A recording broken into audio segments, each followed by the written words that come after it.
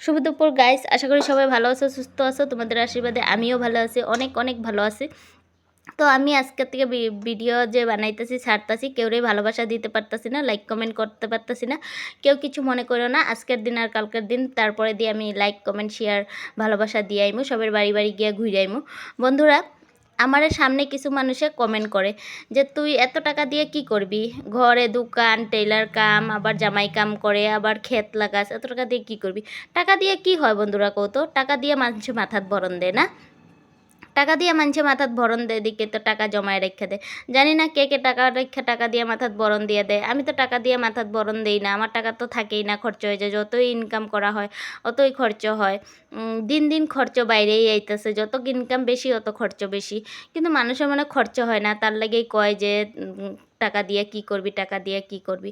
টাকা দিয়ে ভর্তা খামু, টাকা দিয়ে ভাজি খামু, তো টাকা দিয়ে সবজি বানাইয়া খামু, টাকা দিয়ে শাক বানাইয়া খামু, টাকার উপরে ঘুমামু, সব কিছুই টাকা। টাকা ছাড়া এই পৃথিবীত কিচ্ছু আছে না।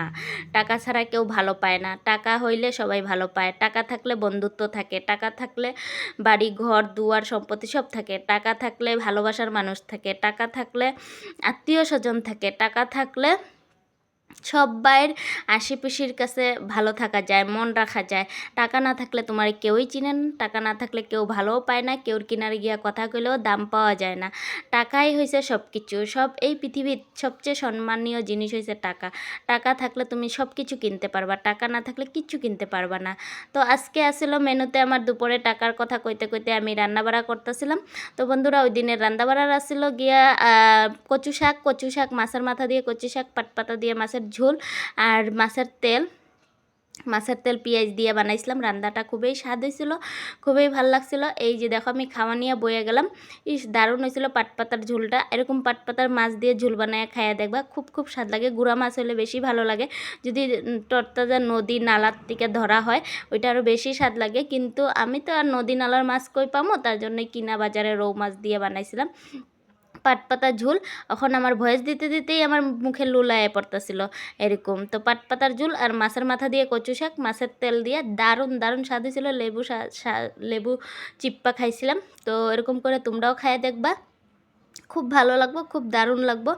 আর যদি খাইতে চাও, কেউ কেউ আশেপাশের মানুষ, দূরে থাকলে তো জানি না খাইতে পারবা না, যদি আশেপাশের মানুষ কেউ খাইতে চায় আয়া যাইবা। এটা বয়েল সবজি কয়, আমি তো বয়েল কই, কোনো জিরা মশলা ময় মশলা কিচ্ছু দেই না, খালি রসুন থেতাইয়া রসুন সম্বাস দিয়ে ঝুল বানাই।